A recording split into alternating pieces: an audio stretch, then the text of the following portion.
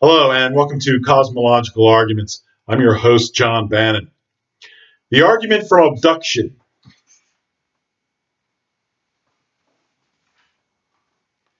The argument from abduction demonstrates that something must be uncaused, and the best explanation is an uncaused metaphysical reality we call God.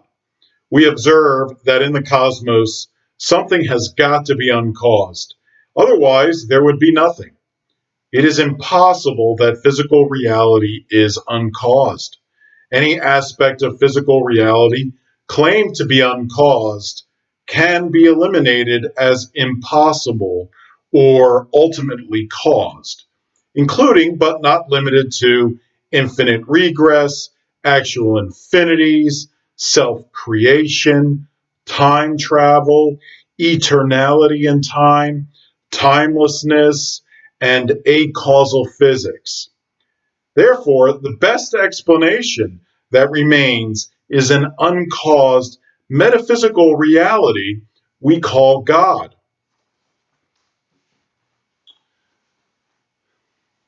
So, the argument from abduction is very simple. It's physical reality has to be caused, and in order for it to exist, there has to be something that's uncaused.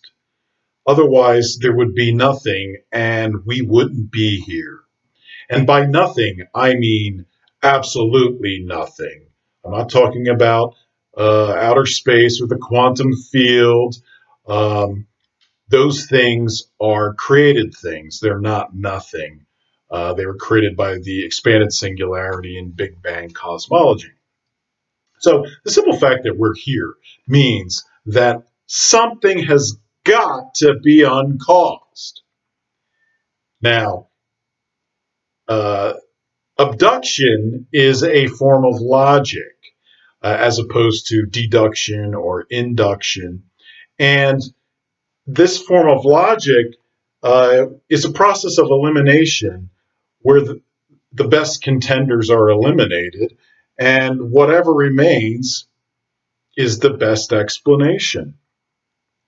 This is uh, a form of logic exemplified by the famous saying by the fictional detective Sherlock Holmes in the books written by Sir Arthur Conan Doyle, where Sherlock Holmes says, when you have eliminated the impossible, whatever remains, however improbable, must be the truth.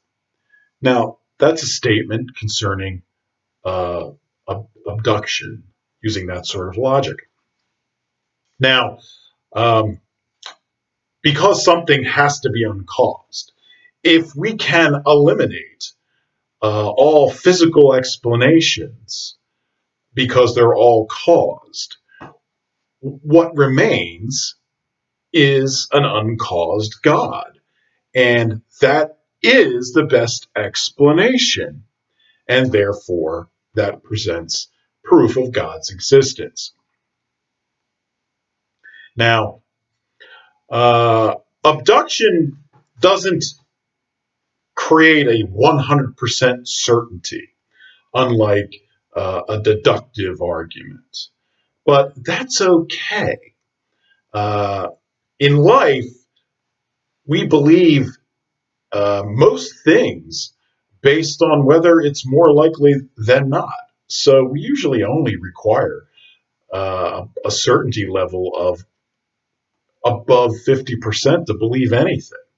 And there's no reason why a belief in God has to deviate from our standard uh, burden of proof for everything else in life.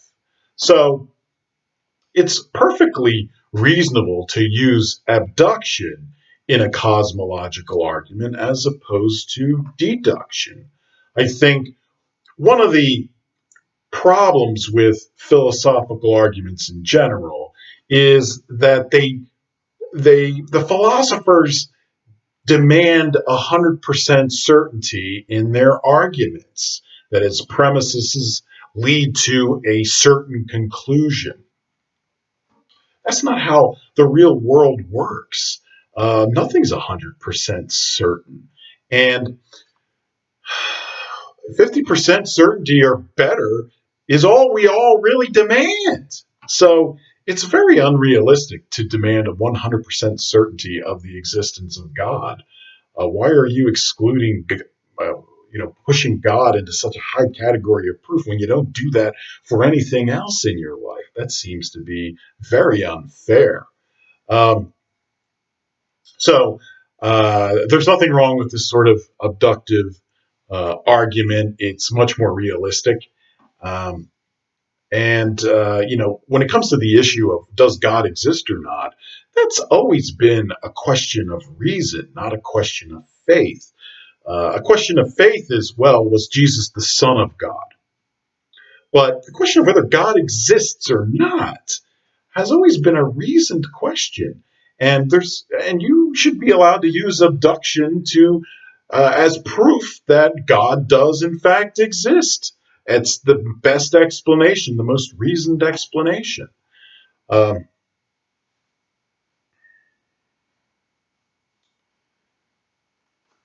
okay, so this argument eliminates the best contenders from physical reality, and because there are no other contenders that are left for being uncaused, leaves the best explanation as an uncaused God outside of space time.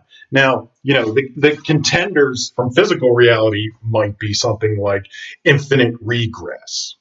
That is, time goes backwards infinite. But we know from the beginningless time paradox, which I've done a video on, that time has to begin sometime in the past. And the same thing from the beginningless causation paradox. Another possible explanation that gets eliminated is actual infinities. There's no scientific proof that an actual infinity exists in reality. Uh, Infinities mostly exist in mathematics, but mathematics doesn't necessarily represent physical reality. And that's a really important thing to remember. When we're talking about God, we're talking about we're talking about reality, what we live in. We're not talking about mathematical ideas which can have infinites in them. So just because math has an infinite doesn't mean infinites exist in reality. And in fact, there's no scientific proof that they do. Another idea is self-creation. Self-creation is logically impossible. In order to self, in order for self-creation to work, you'd have to create yourself, which means you'd have to exist to create yourself, and also not exist because you're creating you.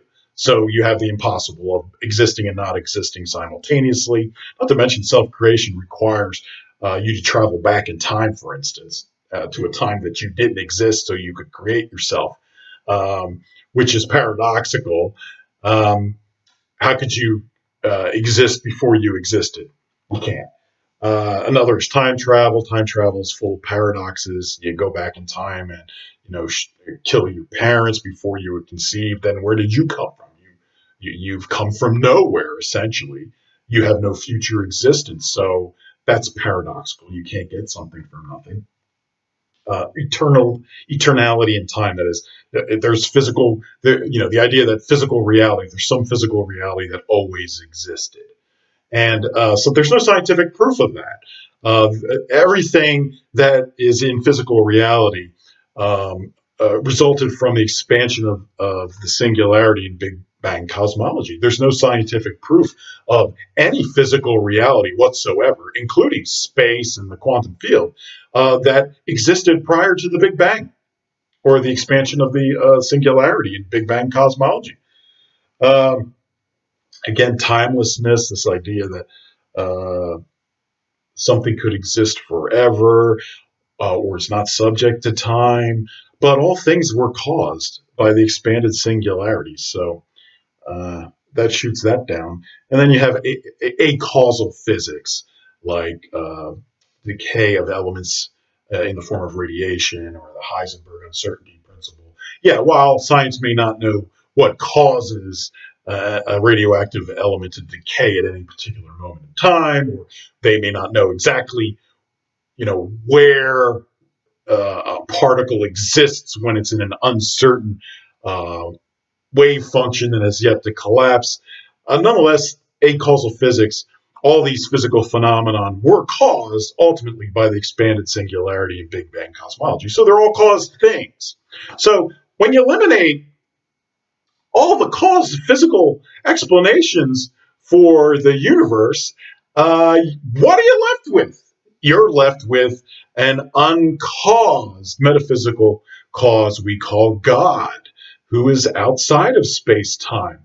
And that's the best explanation. That's it. And that's good enough to believe in God. If you want to use a symbol for the argument from abduction, I would use this symbol.